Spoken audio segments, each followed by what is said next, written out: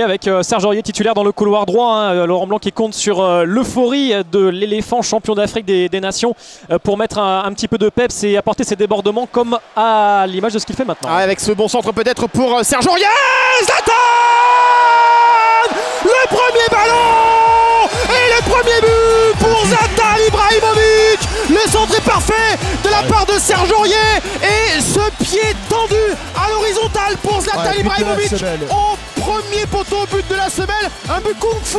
Jean-Michel encore une fois pour Ibrahimovic. Il n'y a que Ibrahimovic qui puisse marquer des buts de cette manière-là. Voilà, qu'est-ce qu'il nous fait et il va là prendre un carton jaune parce qu'il vient d'enlever son maillot pour arborer tous ses tatouages et notamment un dernier tatouage qu'il a posté sur les réseaux sociaux avec ce prénom Abdoullah. Avec un coup dur, le PSG mène un but à 0 après un quart d'heure de jeu, mais le coup dur c'est la sortie sur blessure à l'instant de Yohan Cabaye, remplacé par Adrien Rabiot. Alors pour être honnête, on n'a pas bien vu ce qui s'est passé sur cette action. Yohan Cabaye s'est écroulé a priori tout seul, sans choc particulier, et blessure visiblement ce serait une blessure musculaire ou le genou. Bon bref, on ira aux infos évidemment.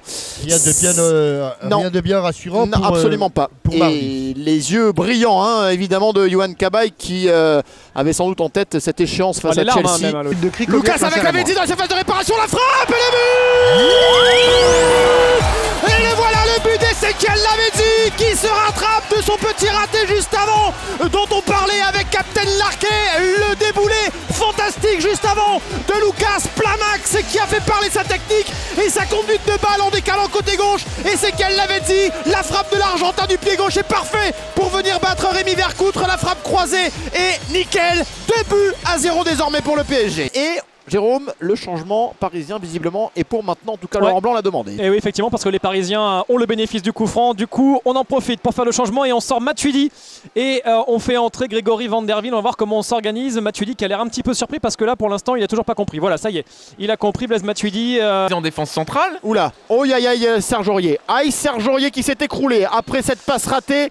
Aïe Serge Aurier qui se tord de douleur sur la pelouse du Parc des Princes. C'est incroyable ça. Il s'est claqué visiblement en quadriceps, non? Ça te fait rire, toi? Non, ça me fait pas rire. Ce qui me fait rire, c'est David Luiz en fait qui demande le changement et Verratti qui lui dit mais non, David, c'est pas possible, il n'y a plus de changement possible. Paris va finir à 10.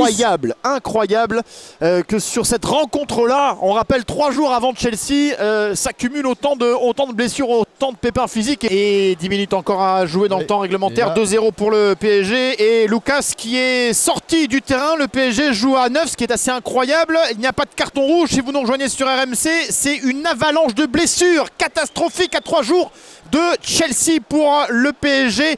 Cabaye, Marquinhos, Serge Aurier et donc Lucas. Les 3 changements ont été faits. Sans oublier Pastore qui lui n'était déjà pas là avant le match. Le but Canet à l'instant, le but signé Emiliano Sala.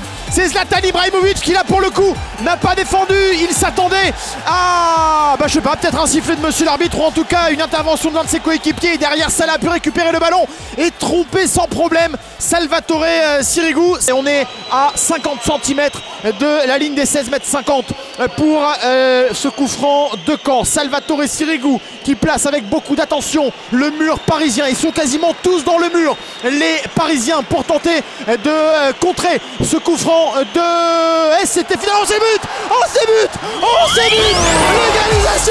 L'égalisation des Canets. Ils m'ont surpris parce que c'est pas Julien Ferré qui a frappé, c'est Hervé Basile et son pied gauche qui a pris tout le monde de court. Tout le monde s'attendait à voir Julien Ferré enroulé avec son pied droit. Eh bien non, c'est le tir enroulé du pied gauche d'Hervé Basile, parfaitement tiré sous la barre transversale. Égalisation de Caen. 2 buts partout dans le temps additionnel. La balle qui va revenir, c'est fini ici au Parc des Princes. Un match incroyable au scénario complètement fou. 2 buts partout au final. Ibra, Lavezzi pour les buteurs parisiens contre des buts de Adeoti et Basile sur un coup franc exceptionnel, mais surtout la cascade de blessures incroyable. Marquinhos, Serge Aurier, Cabaye et Lucas pour le PSG. Une soirée catastrophe à 3 jours de Chelsea. Merci